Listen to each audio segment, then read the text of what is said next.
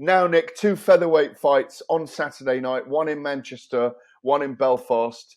Let's talk about Leigh Wood, first of all, exercising his demons, beating Mauricio Lara, winning the world title back just a few months after he'd been stopped in the 7th round. What a blessing now when he looks back on it that Ben Davison threw in the towel that night because he lived to fight another day. We've got to talk, first of all, about Lara mentally not really looking like he was there, taking nothing away from Leigh Wood, but issues with weight during the week. The weight check earlier in the week, he was precluded from cutting whatever it was, 8-9 pounds by the Boxing Board of Control because they were unhappy. He might have been using water cutting or water loading.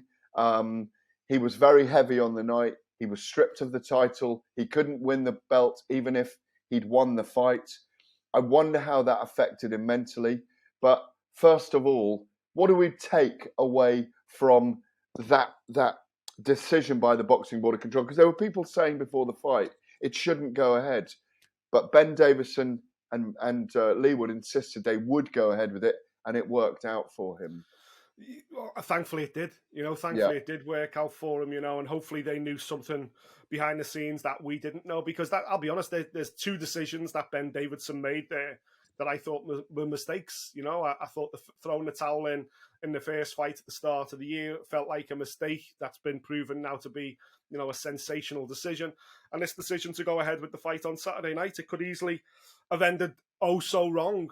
But they've made the decision, a tough decision. Obviously, Ben, we seen at the actual weigh-ins when Mauricio Lara weighed in at super featherweight, Ben jumped straight onto the broadcast and, was like, this is madness that this fight is going ahead. But of course, he's had a conversation behind closed doors. Somebody has, alleviated his fears in some way, shape or form.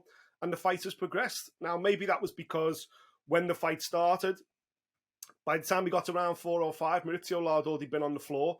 Mauricio Lara didn't look like the same kind of animal he did in the 2 fights with Josh Warrington and certainly the first fight with Leigh Wood. So maybe there were things going on behind closed doors in terms of either his physical fitness or the way in which he tried to cut the weight and failed. But clearly, he never came in heavy. He never came in just to, lose his belt, do a number on Leigh Wood and continue his winning run. Clearly, there was something there physically or mentally that impacted on him making 126 pounds. And maybe that was what was fed to the Leigh Wood corner to say, listen, the fight should progress. He's tried everything. It's been a miscalculation, but it's not like he's, carried the weight. He's still strong. And the fight progressed. And listen, Leigh Wood deserved that moment. Ben Davison deserved that moment because they did everything by the book. They did everything right. Leigh Wood got in there. He dropped Mauricio Lara. He didn't get greedy. He stuck to his boxing. He played it out over the 12 rounds. He basically stood Mauricio Lara on his head, and it was probably the best performance of Leigh Wood's career. So in hindsight, it's easy to say the right decision was made. But as we saw over in Belfast, where we had a featherweight hurt and put into hospital, and he's still in hospital, things could have gone oh so wrong here. We should not be allowing championship fights to take place when a champion or one of the combatants is weighing in a different weight class. That does not make any sense. Weight classes are there for a reason, Gareth. Yeah, absolutely. Well, you have to say it was unprofessional of him to make the weight. Sometimes when fighters travel, the waters just don't switch for them. That does happen. But you just wonder, because I think it's his 4th fight here in the UK. 4th 12-rounder, 3rd championship fight. Exactly. And so he's aware of the rhythms that his body goes through. I wonder whether he's been enjoying being the champion too much. 4 pounds overweight is unprofessional. There's no question Just to be clear, though, Gareth, for anyone that's listening, that does sound horrific. But just to be clear, the Board of Control, had 24 hours before the weigh-in, said to him, you cannot make 126. The lightest you can be is 128.5. He came in at 129.5. So he was not allowed to try and make it because his health and as the weight he was carrying at the time meant the board made the decision for him. So I know he came in. It's just worth noting that, yes, he was a weight division below, but he was told he could not do 126 under any circumstances by the board. Yeah, I think on the day he was something in the morning weigh-in. I think he was 138 or something. And I wonder what Leigh Wood was on the day. Probably himself 133, Similar. 134, something like that, you know? Yeah. But again, great props to Leigh Wood, who I think is becoming a massive hero. You say it's one of his greatest performances. I agree with you, but so too the fight against Conlan last year, Michael Conlan, who we'll come to in a moment. Leigh Wood versus Josh Warrington now, City Stadium. I think that fight seems to be the obvious one to make. Obviously, Josh Warrington takes a big crowd down there. Josh needs a big fight. He's a big ticket seller like Leigh Wood. All roads do point to Nottingham Forest Stadium, don't they? Leigh Wood deserves this moment now. I think also, it's a shame Mick Conlan never got it done in Belfast, because that unification fight, that rematch would have been absolutely huge for this weight division, not just domestically, but internationally as well. But also I think Nick Ball, who's on the undercard in Belfast, I think he's kind of put his name in the frame for a potential world title opportunity as well. He's 19-0 now with most of those fights coming by knockout. So the featherweight division continues to be arguably Britain's best division. Let's get it on. Let's find out who's the best of these Brits is. Yeah, I spoke to Nick Ball. I was in Belfast for a couple of days last week. Let's switch over the water and go to Northern Ireland. A very bad night in Belfast for Michael Conlan, but an amazing week.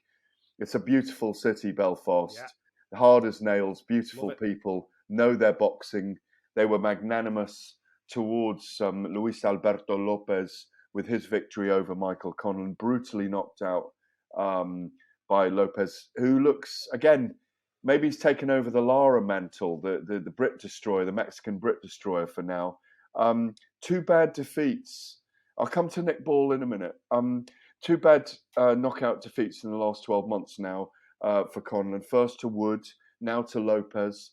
Conlan, looked fine the next day, but issued a statement after the fight saying he's considering his options. It's a difficult one for him here. He's a great, skillful boxer, but that's twice now.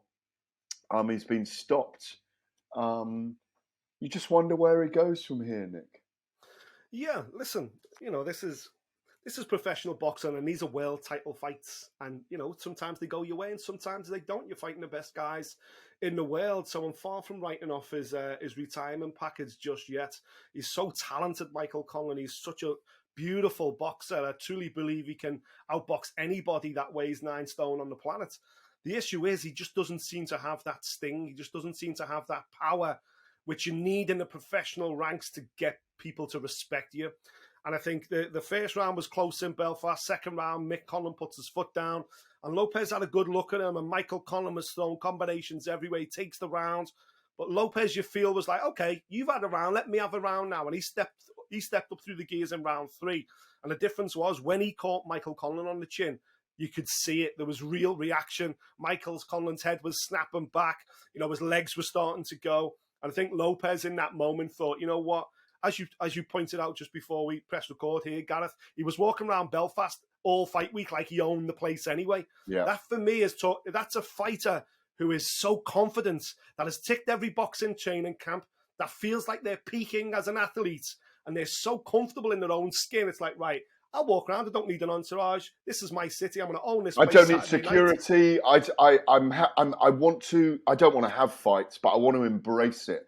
The great fighters went out into the lion's den and just walked around. Yeah. And that's where Lopez is right now. And his performance proved that when he put his foot down, he hit Michael Conlan, and he just said, you know what? I'm getting you out of here. And he did it in sensational style. Lovely little right uppercut. Caught Conlan on the top of the head. By the time Michael Conlan's head hit the floor, Adam Booth had already thrown in the towel. Yeah, I mean, I'm just looking at Michael's Olympic and world amateur record. And of course, but flyweight and bantamweight as well. Obviously, he turned pro in his mid-20s. He's 31 now. And I just wonder whether, like you say, it's just that little bit of power that's missing at world or elite level at featherweight. He will come back, no doubt. A fight with Josh Warrington with Michael Conlan would be interesting. Again, absolutely. I think they're both in a similar position right now.